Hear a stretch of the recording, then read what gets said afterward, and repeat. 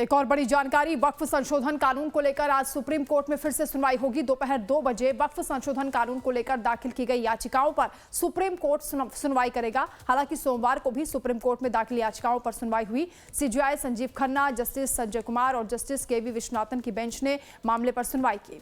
बता दें कि कोर्ट ने सुनवाई के बाद कोई आदेश जारी नहीं किया है। हालांकि केंद्र में भी कुछ धाराओं में स्पष्टीकरण की उनसे मांग की गई है। सुनवाई के दौरान सुप्रीम कोर्ट ने कुछ टिप्पणियां की हैं और केंद्र सरकार से कुछ सवाल भी पूछे हैं। कुछ धाराओं में स्पष्टीकरण भी मांगा गया है।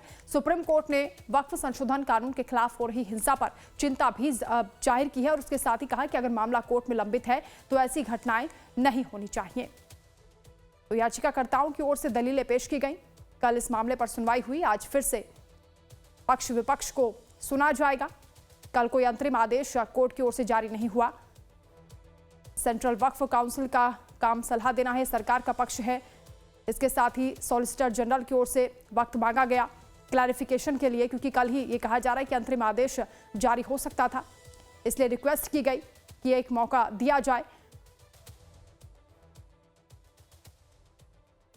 तो कल सुप्रीम कोर्ट में क्या हुआ और आज क्या होने की उम्मीद है, सबके जहन में यही सवाल है। और हमारे संवाददाता रजनीश सिन्हा ने इन्हीं सवालों के साथ वक्फ कानून का विरोध कर रहे याचिकाकर्ता और मामले के अधिवक्ता बहादुर अब्बास नकवी से बातचीत की है। आपको सुनवाते हैं। वक्फ संशोधन कानून 2025 पर सुनवाई सुप्रीम कोर्ट में जारी है। कल माननीय न्यायालय ने सुनवाई की। अपने पक्ष रखे गए। जो लोग कानून का विरोध कर रहे थे उन्होंने भी पक्ष रखा, जो कानून के पक्ष में थे उन्होंने भी पक्ष रखा। लेकिन आज का दिन बहुत खास है। बताया जा रहा है कि आज सॉलिसिटर जनरल तो अपनी बात रखेंगे, जो पॉइंट्स उठाए गए हैं माननीय न्यायालय की तरफ से वो बात रखे जाएंगे, और आज एक अंतरिम आदेश आने की भी बात चल रही है। क्या है पूरा मसला, कल कोर्ट में क्या हुआ और आज क्या हो सकता है, इस पर बात करने के लिए हमारे साथ बहादुर अब्बास नकवी मौजूद हैं, जो कि याचिका करते भी हैं और कलवे जवाद साहब के साथ भी याचिका करता है और इस केस में वकालत भी कर रहे हैं। क्या लग रहा है नकवी साहब, क्या हो सकता है, कल क्या हुआ, पहले ये बताइए कल हुआ क्या? देखिए, कल कोर्ट के अंदर जब मैटर को हियरिंग हुई तो उसके अंदर सारे फैक्ट्स रखे गए, क्योंकि एडमिशन स्टेज था। तो चीफ जस्टिस साहब ने कहा कि मैं अभी इसमें एडमिशन स्टेज है तो आप मेन पॉइंट्स बताइए।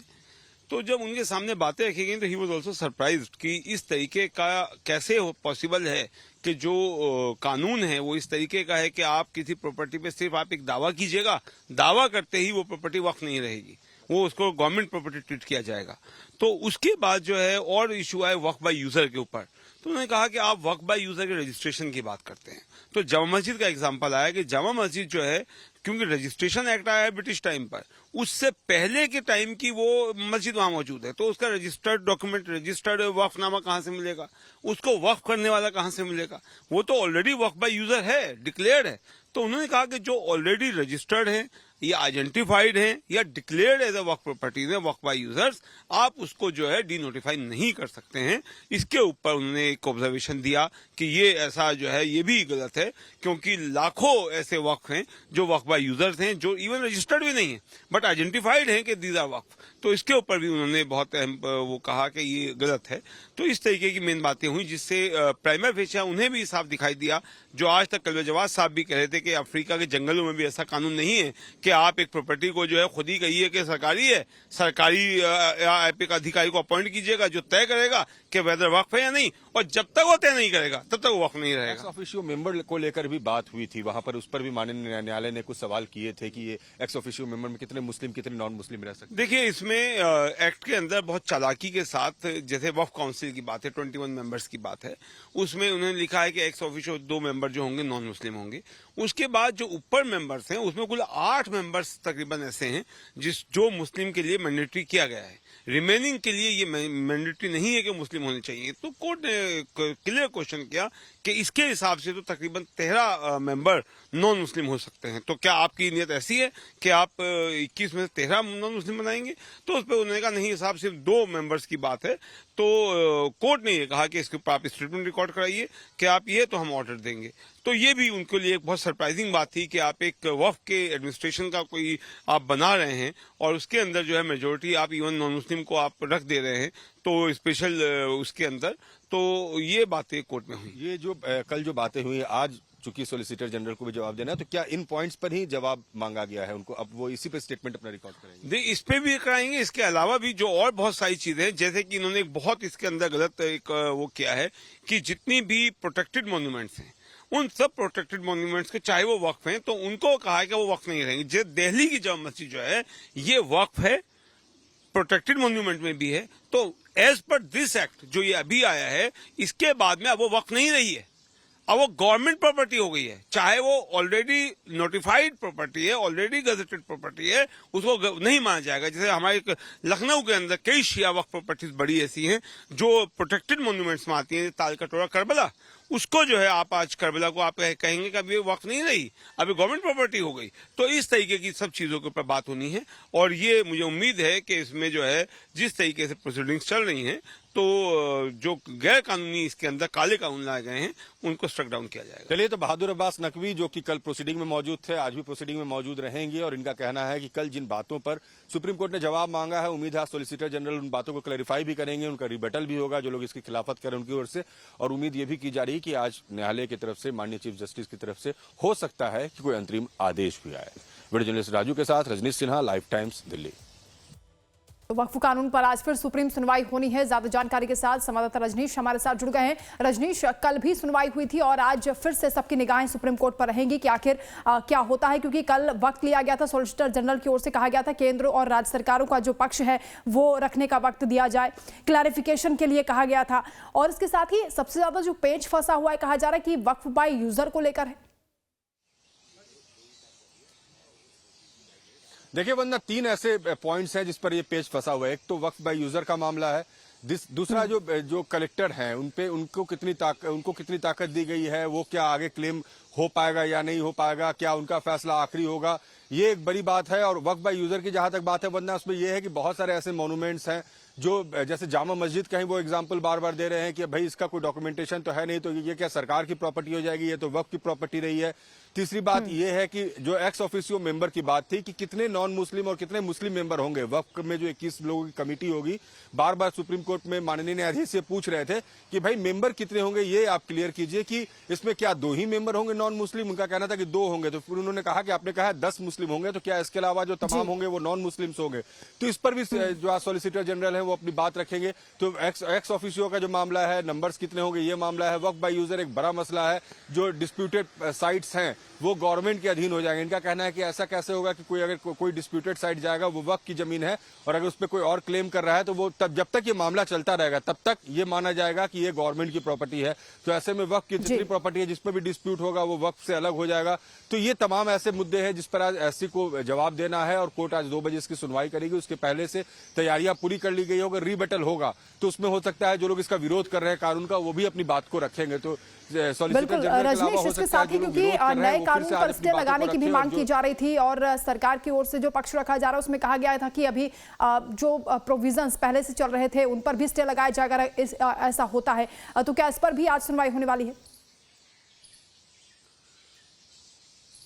जी देखिए, कैविएट जरूर सेंट्रल गवर्नमेंट की तरफ से लगाया गया है सुप्रीम कोर्ट में, जिसमें यह कहा गया है कि जब भी इस तरीके का कोई आदेश पारित किया जाए उससे पहले एक बार फिर से मौका जरूर दिया जाए सरकार को कि अपनी बात को रखने का। तो कोई भी आदेश आएगा उसके पहले सरकार अपनी बात रखना चाहेगी, लेकिन अंतरिम आदेश की ओर इशारा कल न्यायालय ने किया था और माननीय न्यायाधीश ने जो कहा था कि अंतरिम आदेश आ सकता है, जो क्लैरिफिकेशन के पॉइंट है उनको क्लैरिफिकेशन देना होगा और उसके बाद ये आदेश आ सकता है। तो अब आदेश कुछ भी हो सकता है। ये लगातार डिमांड कर रहे हैं कि तुरंत इस पर रोक लगाई जाए।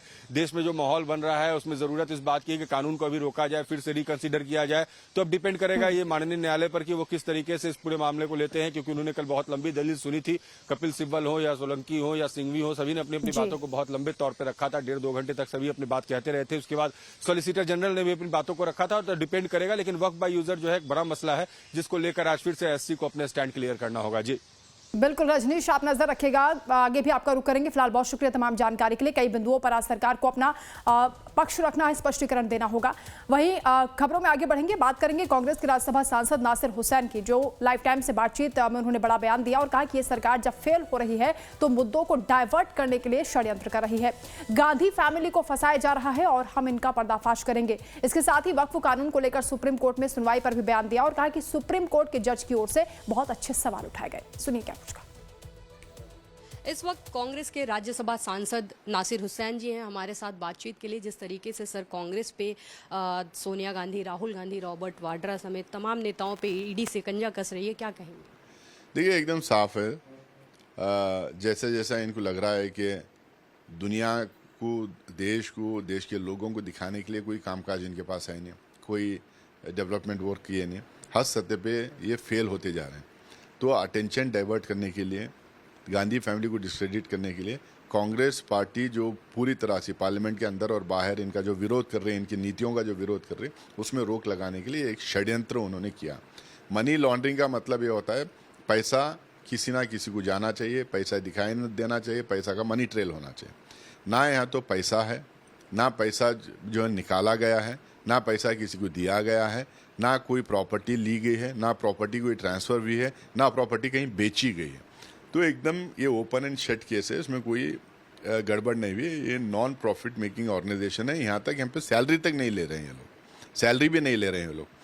वो लोन का मामला था, अपनी सिस्टर ऑर्गेनाइजेशन को लोन दे सकते हैं, सारी जगह ये होता है, और लोन वापस भी ले सकते हैं। तो ये जिस तरह से एक षड्यंत्र करके, झूठ बोल के लोगों को गुमराह करने की जो कोशिश की जा रही है, ये हम इनका पर्दाफाश करेंगे। ना कांग्रेस डरेगी, ना गांधीज डरेंगे। सर, वक्फ बोर्ड पे जिस तरीके से मुर्शिदाबाद में हिंसा हो रही है, आज फिर से सुप्रीम कोर्ट में सुनवाई है। देखिए, सुप्रीम कोर्ट में सुनवाई कल चल रही थी। जो मुद्दे कांग्रेस पार्टी और अपोजिशन लीडर्स पार्लियामेंट के अंदर, जेपीसी के अंदर और बाहर जो हम लोगों ने मुद्दे उठाए थे, वो सारे मुद्दों के ऊपर जो है चर्चा हुई है और वहाँ पे आर्ग्यूमेंट्स हुए हैं। अपोजिशन, ये जो पिटिशनर्स थे, वो लोग आर्ग्यू किए हैं। सुप्रीम कोर्ट के जजेस की तरफ से बहुत अच्छे सवाल उठाए गए हैं। मुझे नहीं लगता कि सरकार के पास इसके लिए जवाब है। सरकार ज़बरदस्ती जो है ठोपने की कोशिश कर रही है, कंफ्यूज करने की कोशिश कर रही है। ये एकदम साफ तरीके से ये बात जाना चाहिए। वक्फ बाय यूज़र का जो मुद्दा उठाए हैं, मंदिर बाय यूज़र भी है, गुरुद्वारा बाय यूज़र भी है, चर्च बाय यूज़र भी है, और स्तूपा भी यूज़र भी है, विहारा भी यूज़र भी है। हर समुदाय के, हिंदुस्तान में हिंदू समुदाय के, जैन समुदाय के, बौद्ध समुदाय के, क्रिश्चियन समुदाय के, सिख समुदाय के और इस्लाम समुदाय के बहुत प्राचीन काल से बहुत पुराने इमारतें हैं, पूजा स्थल हैं। उसके लिए कोई भी पेपर दिखा नहीं पाएगा। ये सिर्फ भ्रम पैदा करने के लिए कि सिर्फ मुस्लिम वक्फ बाय यूज़र है करके, और दूसरा उसके ऊपर राजनीति करने के लिए भारतीय जनता पार्टी का यह नया एक तरीक़ा है। और बहुत सारे उसमें इश्यूज हैं जिससे ये चाहते हैं कि गांव-गांव में, गली-गली में कंट्रोवर्सीज हो और उसके ऊपर राजनीति ये करें ताकि इनका वोट बैंक बना रहे। तमाम सारी खास बातचीत के लिए बहुत बहुत शुक्रिया। तो ये थे नासिर हुसैन जी, जिनका कहना है कि कांग्रेस पार्टी के तमाम नेताओं को इसलिए परेशान किया जा रहा है क्योंकि ये पूरी जो षड्यंत्र है बीजेपी की तरफ से है और ये बदले की राजनीति है। वीडियो जर्नलिस्ट संदीप के साथ मैं खुशबू सिंह, लाइफ टाइम्स दिल्ली।